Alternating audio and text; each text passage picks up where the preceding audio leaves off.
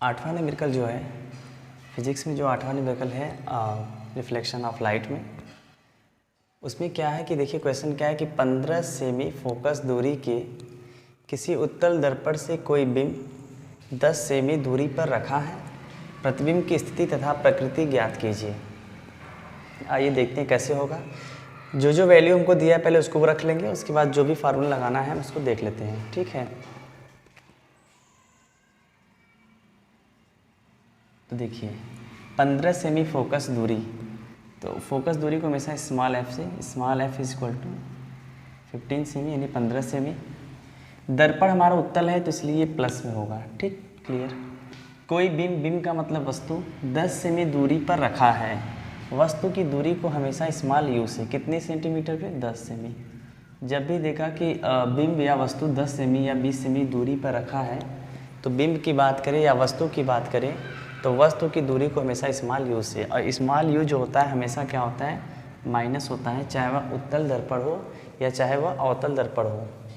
उसके बाद प्रतिबिंब की स्थिति प्रकृति ज्ञात कीजिए, यानी v is equal to question mark. आपसे पूछा जा रहा है कि प्रतिबिंब की स्थिति बताइए, यानी v की दूरी। तो वस्तु की दूरी के लिए u और प्रतिबिंब की दूरी के लिए v।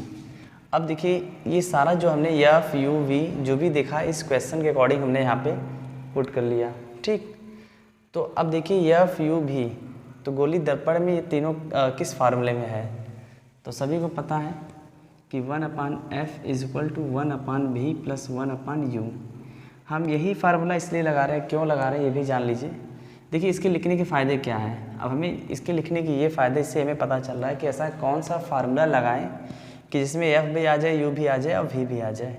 और उस फार्मूले में जो चीज़ हमको नहीं पता है, यानी जो चीज़ हमको निकालनी है, सिर्फ वही चीज़ नहीं पता होनी चाहिए, बाकी सब पता होनी चाहिए। जैसे f पता है, u पता है, देखिए इसमें f और u दोनों पता है, सिर्फ v नहीं पता है। तो f u v इसको देखकर हमारे मन में एक फार्मूला सेट होता है, वह कौन सा, कि ये वाला। इससे ये पता चलता है, इनके लिखने से ये फ़ायदा होता है कि फार्मूला कौन सा बैठेगा। चलिए 1, f की वैल्यू देखिए 15, v नहीं पता है, छोड़ दीजिए। u कितना है, -10, -10 रख दीजिए। अगले स्टेप में फिर यहाँ से देखिए 15 इज इक्वल टू 1/v। जैसे ही ब्रैकेट हटाएंगे तो ये प्लस और माइनस आपस में मल्टीप्लाई, गुणा हो जाएगा, तो प्लस माइनस माइनस 1/10। जो नंबर है उसको नंबर की तरफ शिफ्ट कर दीजिए, तो 1/15। ये माइनस इस पर आ गया, नहीं इस साइड इसको शिफ्ट करेंगे तो क्या हो जाएगा, प्लस में हो जाएगा, और वहाँ क्या बचा, सिर्फ 1/v। इन दोनों का एलसीएम लेंगे तो कितना होगा, 30, ठीक। तो नीचे से नीचे का भाग देंगे, जितना आएगा ऊपर मल्टीप्लाई नहीं गुणा कर देंगे, तो 15 दूना 30, तो 2 एकम 2, 10 3 30, तो 3 एकम 3। देखिए 15 और 10 का जब एलसीएम लेंगे तो 30 ही आएगा, ठीक है। और यहाँ एलसीएम लेने के बाद 15 दूना 30 2 बार में काटा, तो 2 का गुणा, उसके ऊपर 2 एकम 2, प्लस है तो प्लस, 10 इसको 3 बार में मतलब विभाजित करेगा, तो 10 3 3, तो 3 एकम 3, और इन दोनों को ऐड करेंगे तो 5।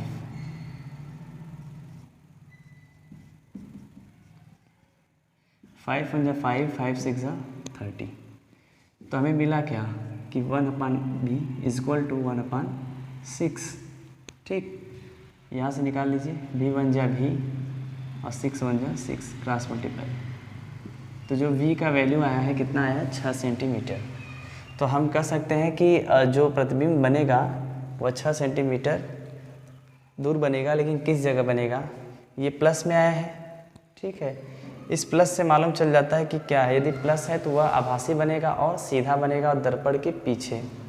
लेकिन देखिए यहाँ तो वैसे भी लिखा है उत्तल दर्पण, तो उत्तल दर्पण में प्रतिबिंब हमेशा जो है सीधा बनता है, आभासी बनता है और दर्पण के पीछे बनता है। तो आप लिख सकते हैं, यदि इससे आपको नहीं पता चल रहा है तो यहाँ देख लीजिए, यदि v की वैल्यू यदि माइनस में आया है तो वास्तविक उल्टा, और वास्तविक तो उल्टा दर्पण के सामने।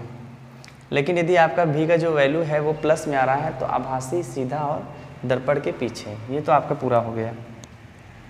नेक्स्ट क्वेश्चन जो हमारा है, देखिए वो क्या लिखा है, 5.0 सेंटीमीटर लंबाई का कोई बिंब 30 सेमी वक्रता त्रिज्या के किसी उत्तल दर्पण के सामने 20 सेमी दूरी पर रखा गया है, प्रतिबिंब की स्थिति प्रकृति तथा साइज ज्ञात कीजिए। तो चलिए स्टार्ट करते हैं। जो वैल्यू हमको पता है पहले उसको हम रखते हैं, उसके बाद करते हैं। तो 5 सेंटीमीटर लंबाई का कोई बीम, तो 5 सेंटीमीटर लंबाई का कोई बीम का मतलब वस्तु, तो वस्तु की लंबाई को हमेशा ओ से हम मानते हैं। ओ इक्वल टू कितना है 5 सेंटीमीटर। 5.0 का मतलब 5, आराम से पढ़ के उसकी वैल्यू रख लीजिए। 30 सेंटीमीटर वक्रता त्रिज्या यानी कैपिटल आर बराबर कितना हो गया 30 सेंटीमीटर। तो वक्रता त्रिज्या से हम क्या निकाल सकते हैं, फोकस दूरी r/2 फार्मूला होता है। तो f इक्वल टू क्या हो जाएगा, r की वैल्यू कितनी है 30 है, /2 हाफ करेंगे तो कितना हो जाएगा 15, यानी कि f इक्वल टू कितना आ गया 15 सेंटीमीटर। किसी उत्तल दर्पण के सामने 20 सेमी दूरी पर रखा गया है, यानी क्या है कि वस्तु की दूरी। जब भी हो कि रखा गया है तो ऐसे भी हम समझ सकते हैं वस्तु की दूरी, और यहाँ भी खुद लिखा है कि बीम का मतलब वस्तु। तो वस्तु की दूरी को हमेशा स्मॉल u से, u इक्वल टू कितना -20 सेंटीमीटर। अब प्रतिबिंब की स्थिति निकालनी है, यानी कि v आपको बताना है क्वेश्चन मार्क, और उसके बाद आपको बताना है उसकी साइज। तो प्रतिबिंब की दूरी या स्थिति या प्रतिबिंब की साइज के लिए तो I होता है, वस्तु की साइज के लिए O और प्रतिबिंब की साइज के लिए I। आप चाहे तो H1, H2, A, B कुछ भी मान सकते हैं अदरवाइज, और वस्तु की दूरी को हमेशा स्मॉल u से और प्रतिबिंब की दूरी को हमेशा स्मॉल v से, ये तो फिक्स है। तो हमें साइज निकालने से पहले हमें प्रतिबिंब की स्थिति यानी दूरी निकालनी है। तो फार्मूला कौन सा है कि 1/f equal to 1/b plus 1/u। जो वैल्यू पता है आराम से पुट कर दीजिए। f की वैल्यू कितनी है 15। दर्पण उत्तल इसलिए ये जो है प्लस में है, यही अवतल होता तो माइनस में होती वैल्यू।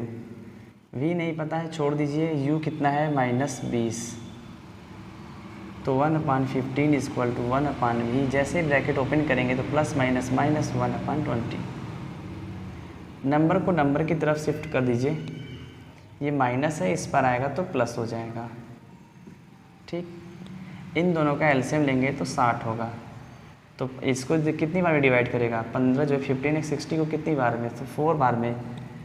तो यहाँ जो 4 आया 4 का ऊपर मल्टीप्लाई करेंगे तो 1, 4 1 जा 4, और 20 को कितनी बार डिवाइड करेगा तो 3 बार में, तो 3 1 जा 3 इक्वल टू 1/v।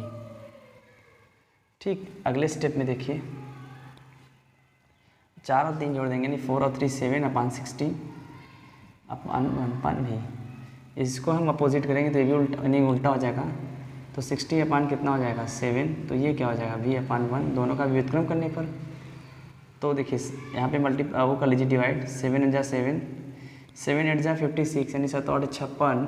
तो लेकिन यहाँ 60 है तो कुछ कितना बचेगा 4 रह जाएगा, 4 रह जाएगा तो पॉइंट लगाएंगे 0 और 7 बचे 35, तो 8.5 पॉइंट जो डेसिमल के बाद सिर्फ एक अंक ही काफ़ी है इक्वल टू v, यानी v इक्वल टू क्या आ गया 8.5 सेंटीमीटर। इससे क्या मालूम चला कि प्लस में आया है, तो इसका मतलब कि दर्पण के पीछे, और आभासी है, दर्पण के पीछे हमेशा आभासी बनता है, प्लस का मतलब आभासी भी होता है और सीधा, ठीक है। अभी साइज की बात बाकी है, तो ऐसा कौन सा फार्मूला लगाएं जिसमें u भी आ जाए, v भी आ जाए, i भी आ जाए, o भी आ जाए। तो आवर्धन के सूत्र से तो क्या होता है कि I/O इक्वल टू -v/u, इसी में सारी की सारी वैल्यू पुट कर दीजिए। तो I है तो I तो नहीं पता है, रहने दीजिए। O कितना है 5 सेंटीमीटर, तो 5 माइनस v कितना है अभी हमने निकाला है 8.5, u कितना है -20, माइनस कैंसिल आउट। ये 5 यहाँ क्या कर रहा है कि डिवाइड यानी भाग, उस पर जाएगा शिफ्ट होगा तो मल्टीप्लाई यानी गुणा। तो देखिए 8.5 इंटू ये उधर चला गया तो 5 20, तो 5 1 जा 5, 5 4 जा 20। तो I इक्वल टू 8.5 में 1 से करेंगे तो वही रहेगा, नीचे क्या बचा सिर्फ 4। डेसिमल हटाने के लिए देखिए कितने पॉइंट पे है पीछे से, तो यहाँ एक नंबर पे यानी कि एक अंक बाद दशमलव लगाया, यानी कि ऊपर नीचे सिर्फ 10 से गुणा। यदि 2 अंक पर लगता है तो 100 से, तो यहाँ से डेसिमल हट जाएगा सीधे 85, और यहाँ कितना हो जाएगा 4 10 जाए यानी 4 10 में 40, 40 से कम 40, 40 दूना 80, 5 बचा तो पॉइंट, फिर 40 से कम 40, यानी I इक्वल टू 2.1 सेंटीमीटर। अब ये I क्या बता रहा है प्रतिबिंब की साइज। तो आप देख लीजिए प्रतिबिंब की साइज कैसी होगी। तो वस्तु की साइज 5 है, प्रतिबिंब की साइज 2.1 यानी 2.1 है, तो छोटा है, तो वस्तु से छोटा बनेगा सीधा बनेगा, इससे मालूम चला सीधा आभासी और दर्पण के पीछे। इसका स्क्रीनशॉट लेकर लिख सकते हैं।